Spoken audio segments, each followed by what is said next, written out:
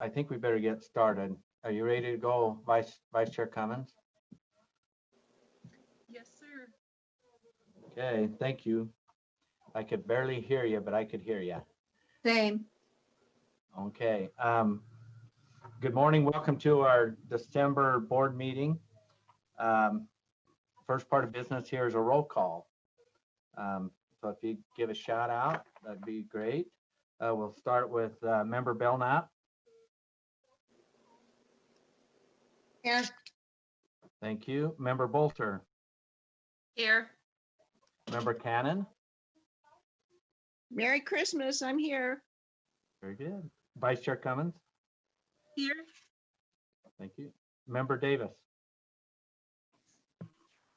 Here, and Janet, I will miss your Christmas party this year.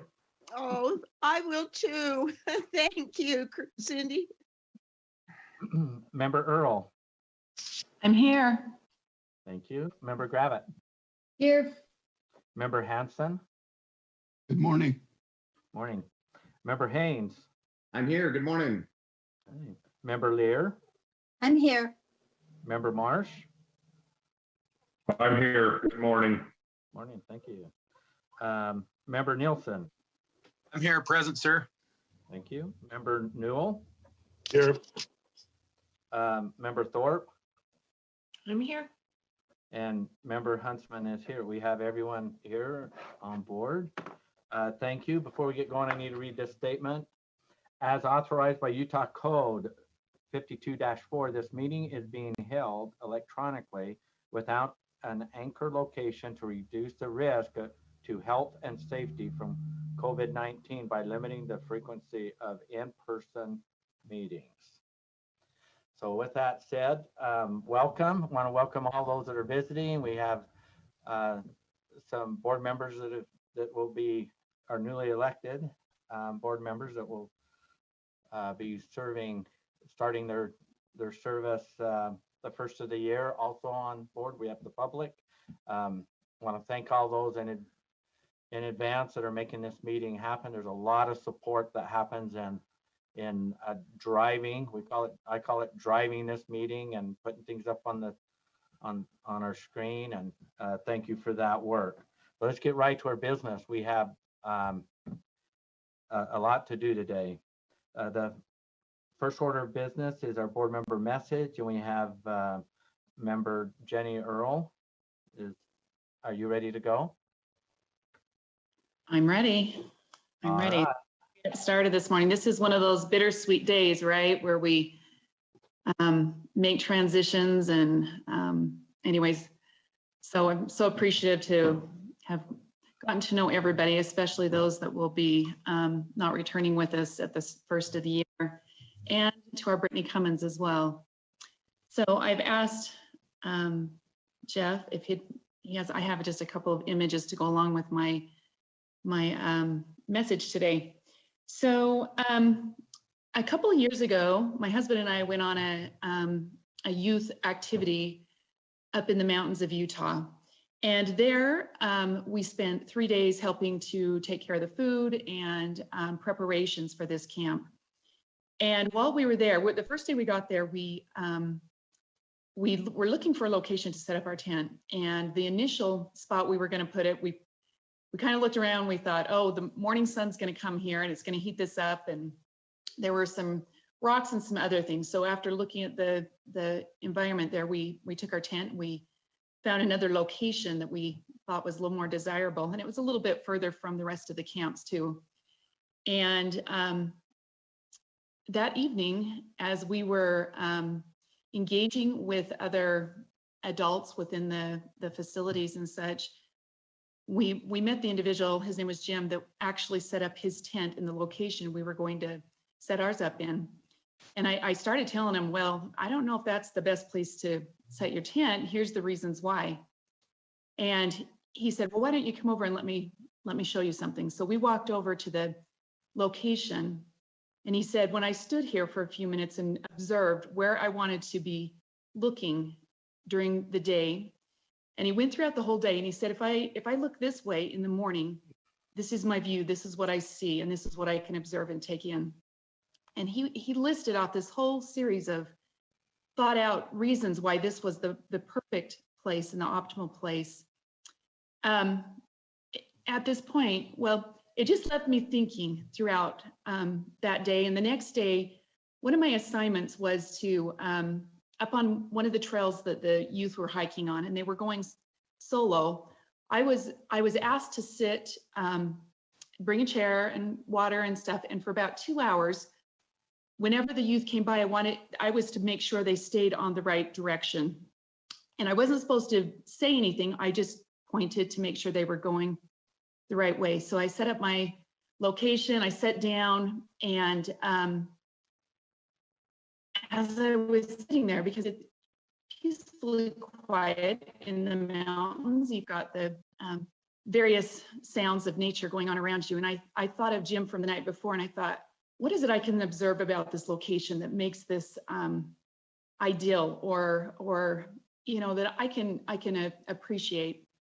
And it wasn't long, and I've got my image sitting here with the spider web, that I observed that through a couple of the branches of the sagebrush there was a beautiful spider web.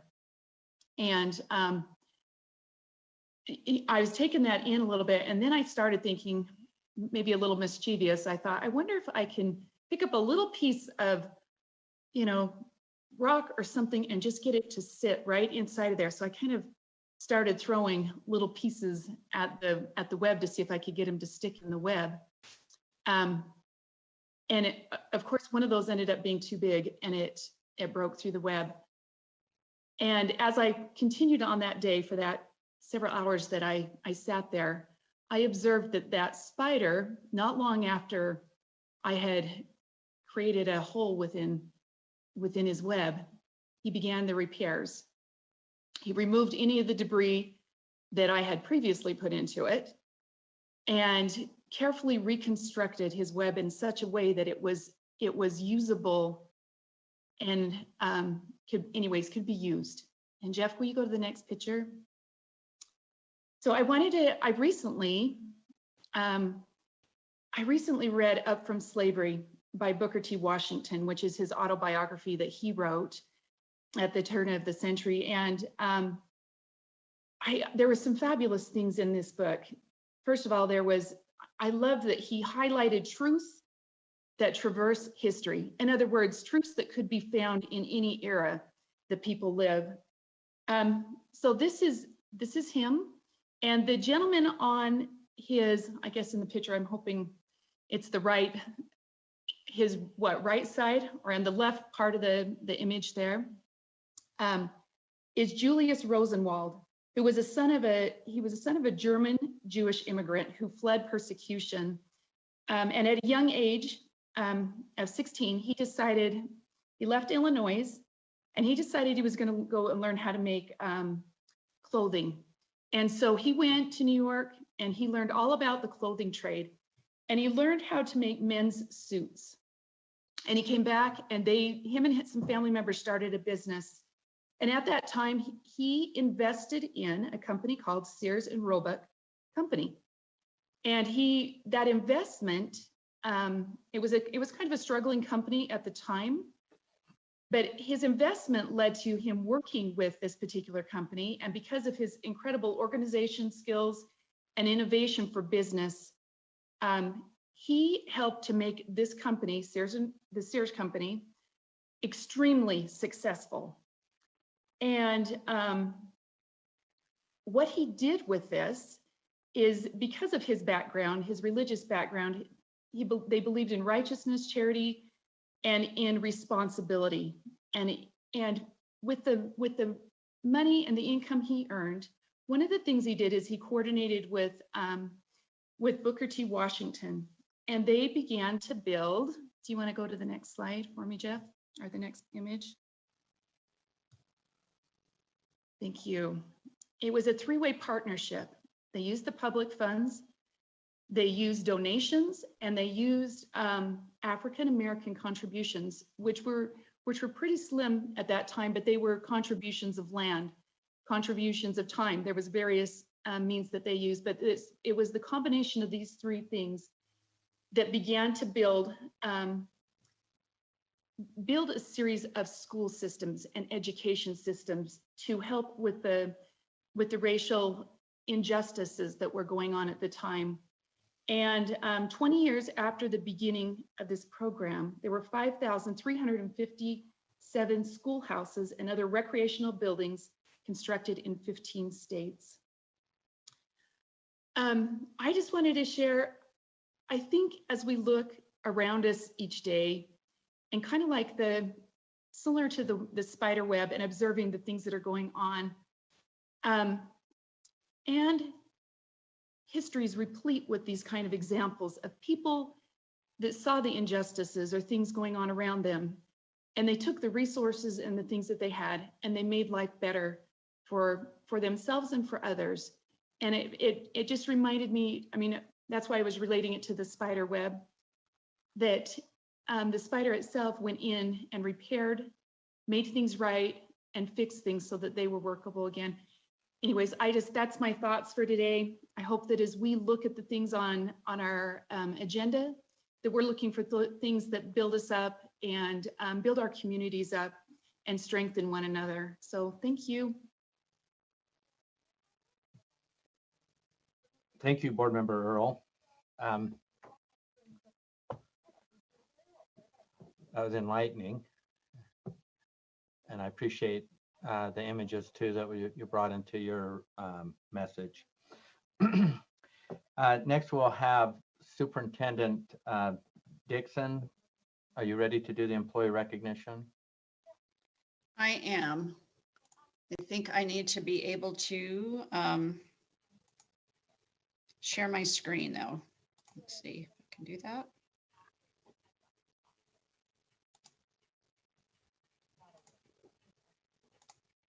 Okay, hopefully that works.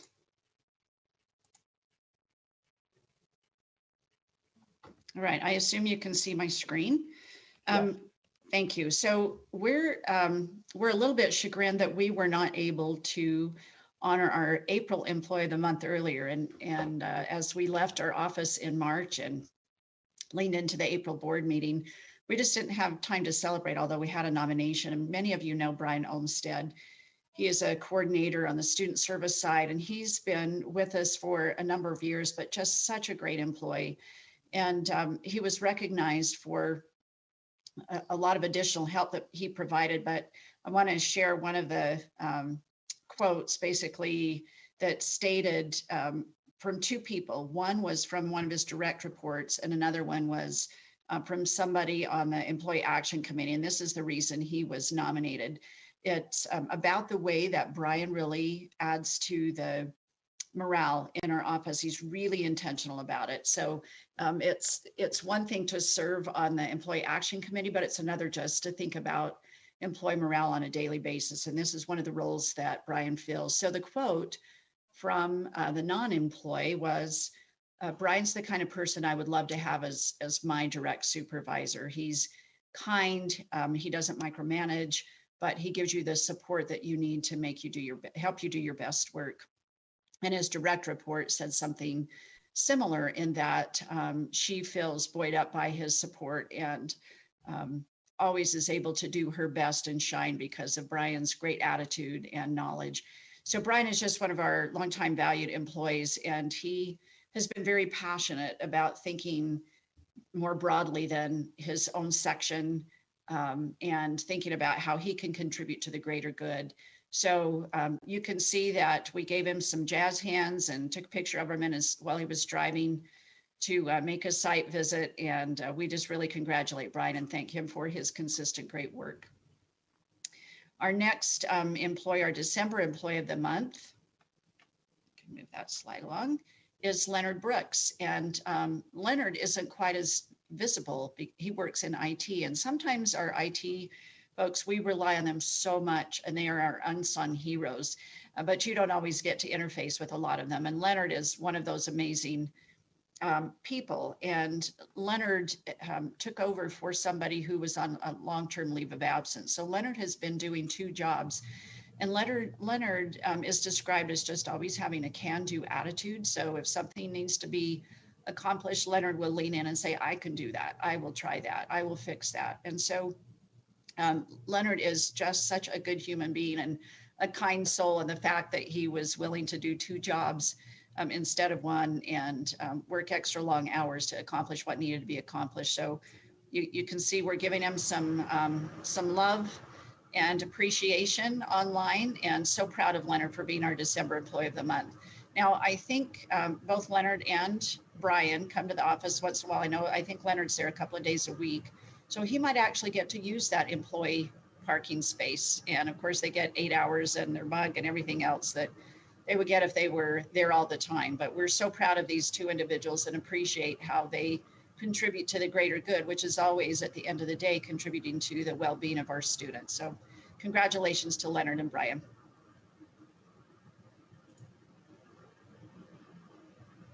Okay, that concludes your report. It does, sir. Okay, thank you.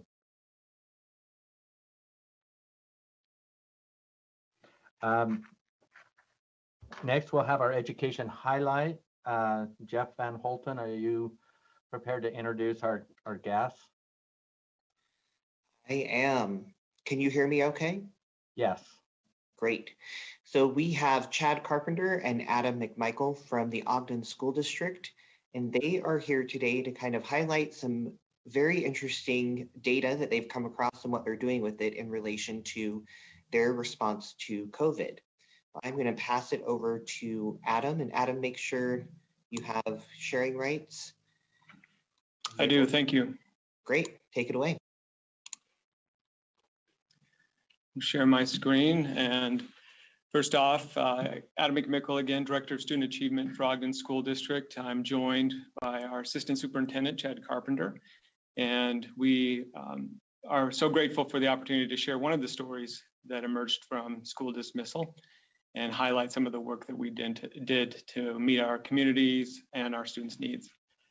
And to get started, I'm going to just take a brief moment before we get into the business of talking about how we planned for a community survey, how we executed that plan and the results of that plan. I would like to provide just a little context about our district because it's meaningful to us.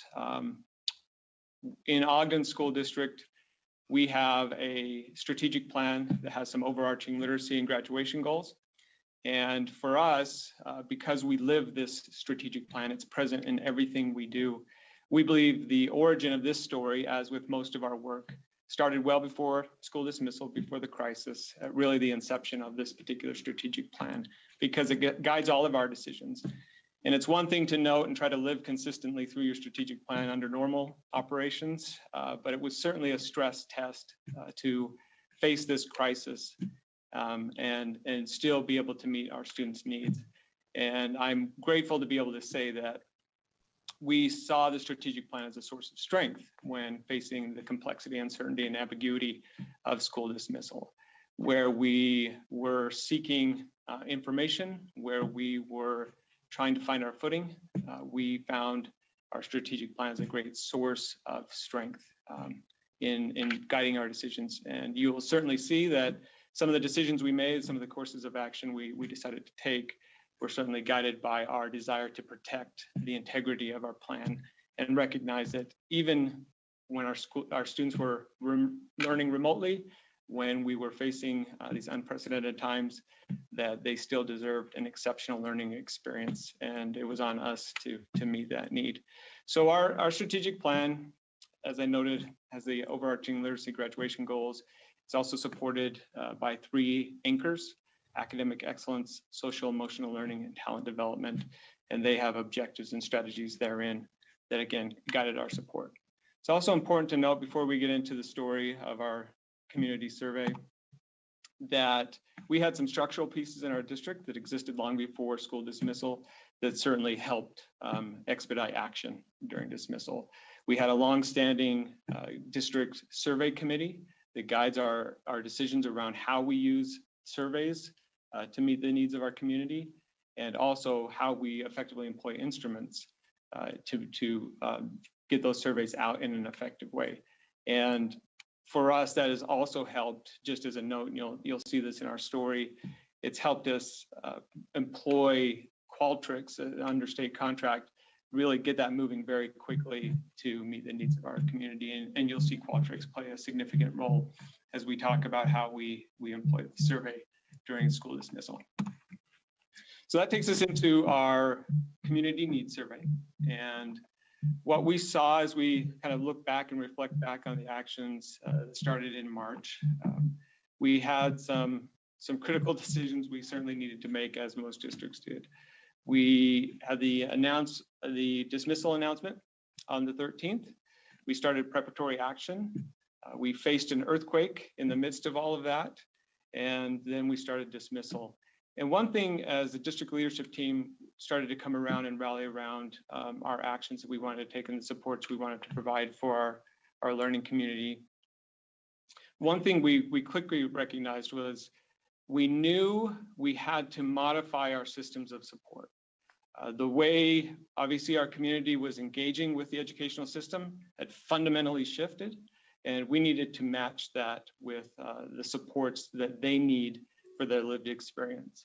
However, as you can see here in this timeline, we always look for moments of contingency within our district, within our schools, to be able to respond appropriately based on ongoing collection of evidence about students' needs. But school dismissal, among other things, disrupted our touch points, where we have daily interactions with students, and even the most inconsequential conversations feed us that information that we can then use to inform our decisions. But that was completely disrupted. So that huge gap between March 19th, we knew we had a 2-week kind of buffer in Ogden School District. March 30th was spring break. So we put some plans and executed some plans between March 13th, March 19th to get the dismissal period rolling, and then obviously reconvene with our leadership team and school leaders to take our next steps in action. But we were missing those moments of contingency within there. So we knew we needed to engineer some. And as we met as a survey committee, as we met as a district leadership committee, some questions started to emerge. One was, how might we gain further insight into the lived experience of our families during this period? We needed to know how they were feeling, what they were experiencing with the initial steps of our plan, and how we might better meet their needs, both on the social emotional side as well as the academic side, and just some basic fundamental needs of our families. And then how might we capture actionable evidence to improve our systems of support for our students, noting that we still needed them to achieve at high levels and protecting the commitments that we had made through our articulated goals in our strategic plan. Which brings us to Qualtrics' inclusion in this story is, we also know as a survey committee, we need to make smart use of our tools. And so as we started to answer these questions and design responses to these questions, we looked into our repertoire of available tools, and we found that fortunately we had access to Qualtrics, a very powerful survey tool that perfectly matched this particular need, which would then be able to inform our decisions moving forward. So that takes us back to our timeline. And at this point, I'm going to turn the time over to the assistant superintendent to talk about specific actions we took and decisions we made to fill in that gap, to be able to then to intentionally modify our systems of support to meet our students' needs in school dismissal period. So Chad? Yeah, thanks, Adam. Appreciate the opportunity to be here and present this highlight. And as Adam mentioned, we have benefited greatly by the ability to access and utilize Qualtrics as a survey platform. And one of the reasons is it does provide a really robust tool when it comes to analyzing those results. And so we as Adam mentioned, committed to reviewing the results anytime we submit a survey, and really wanted to attack this community needs survey as well as our teacher survey, trying to answer those two questions, right? Really understand what is the lived experience, and then what actions do we as a district need to take to support our families, our students, and our teachers. So the typical distribution methods of a survey, email, website, social media, those are great and fantastic, and we utilize those. But we also knew that there were some limitations on those tools in reaching some of our families during this school dismissal period. So we actually elicited the support of our student advocacy team, and we went to our families. And what I mean by going to our families is during the dismissal period from March to May, we served over 600,000 meals to families. And we thought these are families who are needing our support, and we want to go to them. So we actually went to those food lines with the survey, and we called it the Chick-fil-A method. And if you eat at Chick-fil-A, you'll understand what I mean, but we went with a very positive attitude, trying to, communicate with them in English and Spanish and calling them by name. And that was a tremendous benefit to reaching our families. And Adam, if you'll proceed a couple forward there. So once we got the surveys, we immediately started to analyze those. We did that as a senior leadership team. We did that as a district leadership team. And then we also included our teacher specialists in looking at those results.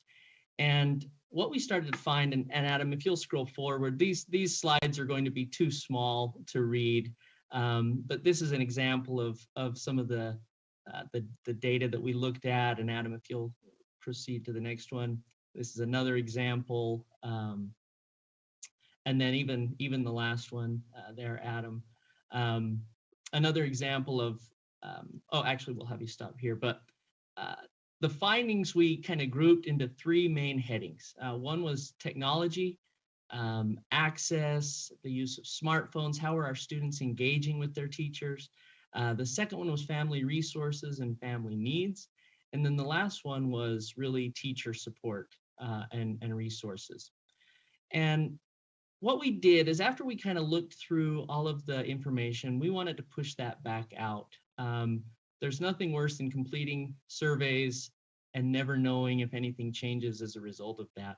We put together 4 or 5 things as represented in this document and pushed it back out.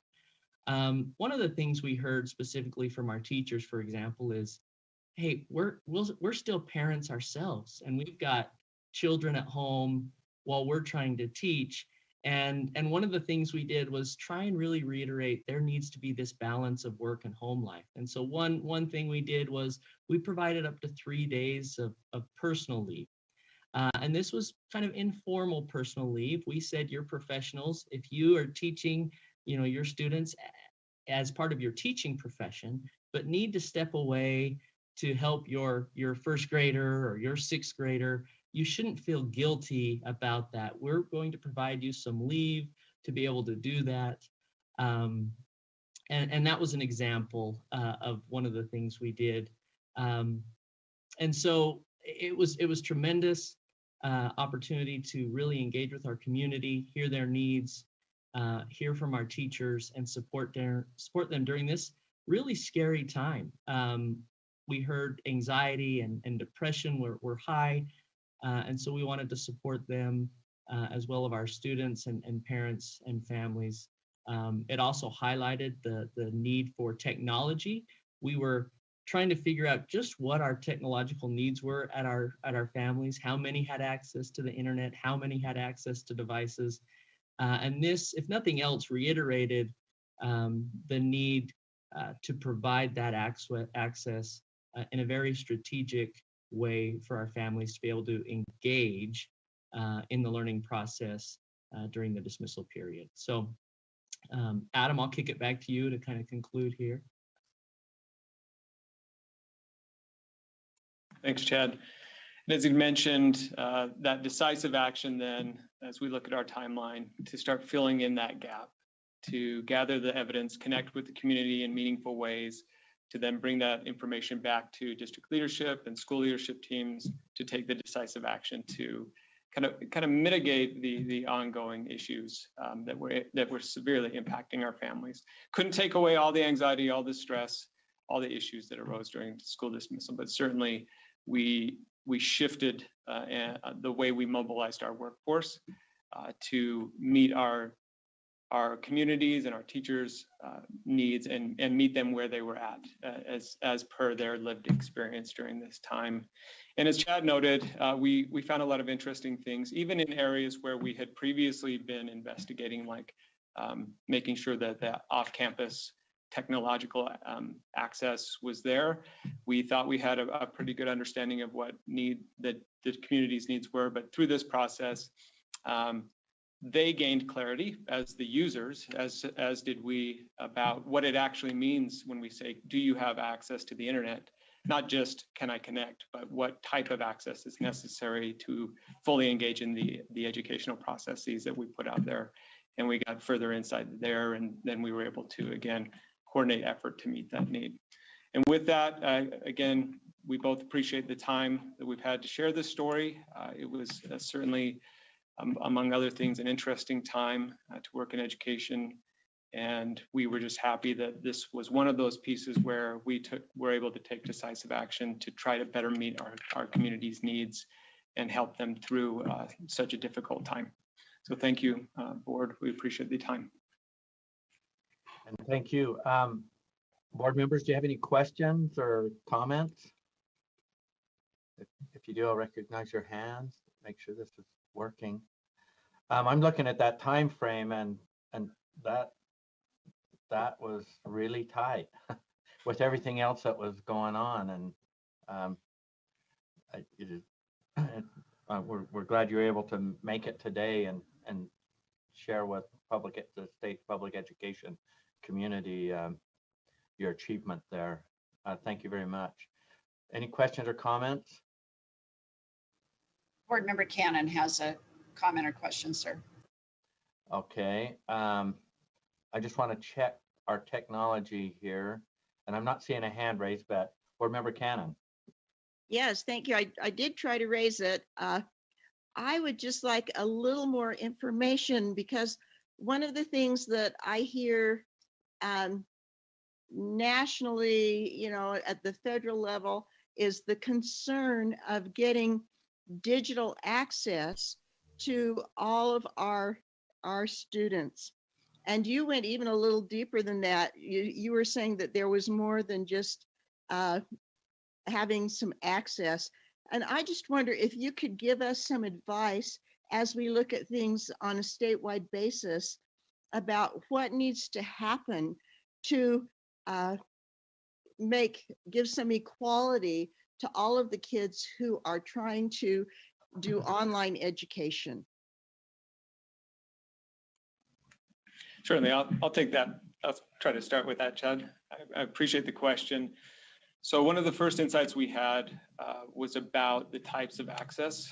Previously, through our investigations, just as part of our digital teaching and learning grant implementation over the years, we had landed on about 15% of the population was in need of additional supports for off-campus access. That was the number we were pretty confident in. However, this highlighted the need a little more, and as Chad noted, having that direct access with parents to be able to ask some follow-up questions and engage in different ways, that number actually went up to about 25%. They were thinking in previous surveys, previous engagement with our schools, simple access to a cell phone was enough.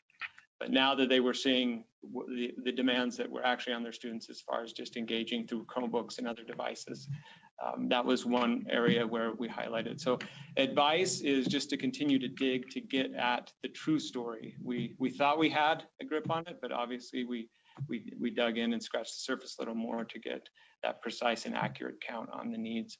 And after that, we took advantages of the resources that were presented to us through the CARES Act and other funding sources to then not just meet the dismissal needs. We had some hot spots that were available. They were difficult, obviously, to come by during that period. And we were able to try to kind of reconfigure some of the other things that were available in our district. But we made strategic plans, future thinking too. So this survey didn't just meet the needs of dismissal. It certainly helped us plan over the summer. So we were much better equipped with one-to-one and off-campus access moving into the fall. So we feel much more confident that we're meeting our students' needs. Oh, Chad, if you have anything you'd like to add. Just really quickly, and it's funny because there's a simultaneous meeting happening right now to discuss some parent app features that we're looking to roll out. But for example, one of the things we heard from a parent was, my child is saying I can't, the smartphone isn't compatible, that I can't really engage. And so I think bringing parents along and providing them access and tools and resources to be partners with us in how their students are engaging is something we continue to learn about, and we are trying to provide and equip our parents at all levels, right? And all abilities to be that first and foremost teacher in the home, and then partner with us as teachers here in the field. So we're continuing to learn on that. And my final point, and the state, and certainly in partnership with Utah Education Network, are already tackling this, but what has emerged is like one of our most critical needs now, both in dismissal and ongoing, is student engagement in both hybridized environments, digital and physical, and also those that are learning online and distance, has been just one of the most critical things. And I don't think we can study enough or support enough or provide enough professional learning to continue to improve how students are able to engage in this interesting learning environment now. Board Member Scott Hansen, do you have a question or comment? Your hand's raised.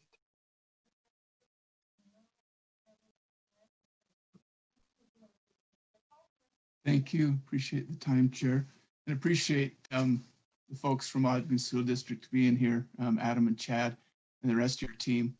I'd just like to say thank you for recognizing early that the game had really changed. The rules were way different because of what we were experiencing from COVID.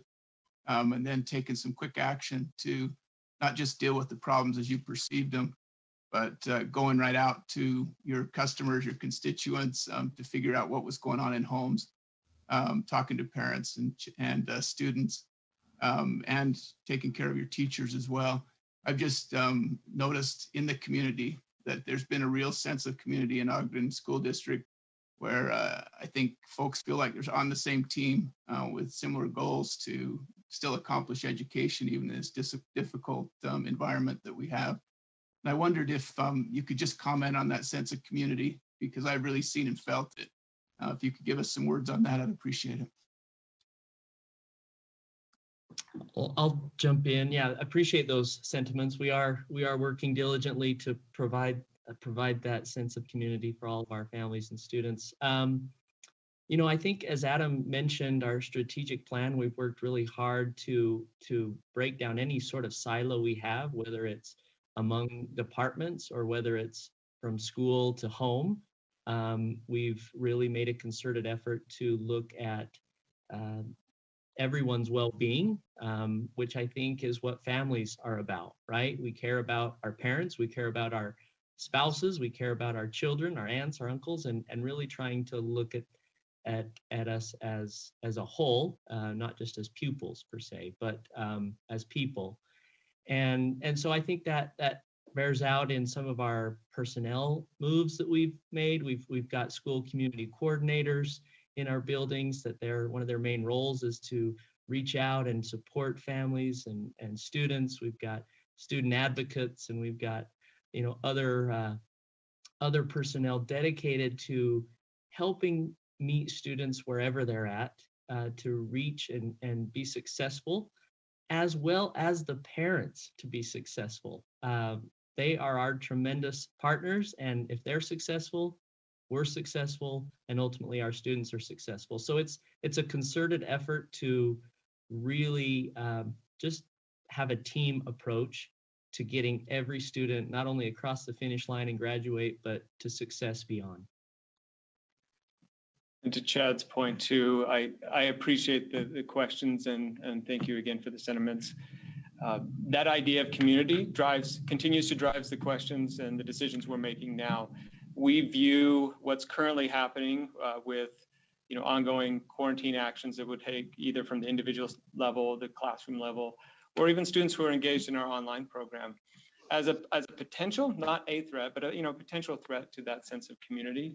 And so in every meeting we have, from our digital teaching and learning team to our other content teams to working with the principals, we bring that up. We don't want the disruptions to the core classroom to be a barrier to continuing to engage parents and students in the community and to build that whole learning community collaborative action moving forward. And that's one of our ongoing challenges, is just to make sure that we can stay connected as a community, even though we are spread out in different types of environments this year. Well, thank you. I'm not seeing any other hand raised. One other point that if you want to speak to this, you can, but you did speak earlier, and this is part of a lot of recipes for success that I've seen in other LEAs, but there's a part of in all this is knowing and using your resources, and the game changer in this is recognizing and knowing and using your resources. And that's one thing that I've seen as you've done your rollout here is recognizing your employees and their strengths and their capacities, and they've changed. It's changed. They've been dealing with the change, and it's amazing to me the talent that you have in your district, in your LEA, and the talent that's in others also. So can you speak to any of that on the talent side? Ed, would you like to take a stab at that first? We've kind of joked that, and I've heard it before, that this year, whether you've taught 35 years, 20 years, this is your first year. It is a first year for all of us in all of our positions, and really started with March being our first day on the job, March 19th, so to speak. And I think it's recognizing, as you said, that we all have unique talents and abilities, and providing some grace as we all learn some new responsibilities and new approaches, and also looking for those pockets of innovation and celebrating those. And I've just been super impressed by not only the teachers here in Ogden, but my friends and colleagues in other districts have taken this crisis and have really not let it go to waste. And so we've tried to make a concerted effort, as evidenced by kind of some of the actions we took in terms of supporting them with their home life. Even utilizing, I didn't mention this, but the state has put forth kind of some trauma modules, and we actually asked all of our teachers to go through those trauma modules because this event has been traumatic for students, and we knew when students eventually did come back to the classroom, they were going to have experienced some trauma. So when we talk talent development as one of our anchors, we're continually trying to improve and expand our toolbox and say, here, students are going to come back with some trauma. How can we be better positioned to support them in this? And so talent development is just a continual cycle of learning here in Ogden. And taking advantage of that, just another point, I believe one of the best moves we made during dismissal period was clearly recognizing the capacity of our teachers, and that's our core strength in our district and meeting our students' needs. And so we mobilized some district-wide collaborative team meetings as part of our just general commitment as a PLC. And so grade level or content level teachers were coming together weekly in virtual collaborative team meetings facilitated by our district specialist, just to share, promising practices, best practices, what happened in the virtual space and meeting your needs, where have you found success, what are some practices maybe we should not revisit now that they have proven unsuccessful. Really leaning into that action research model, because it was all uncertain, it was all unknown to us, and we were trying to learn on the job as well. And at the center of that certainly was the teacher experience. And so they learned together, and I couldn't have been prouder of the efforts, what I witnessed in those meetings as well. That certainly contributed to our overall success. Well, thank you for your presentation today and sharing the success that's happened in Ogden District. And we are looking forward to continued success, and thank you for your example also. Not seeing any other comments. Have a great day. You're welcome to stay with us through this board meeting. It's still a lot on our agenda, but we're glad you were able to participate today. Thank you. Appreciate it. Thank you.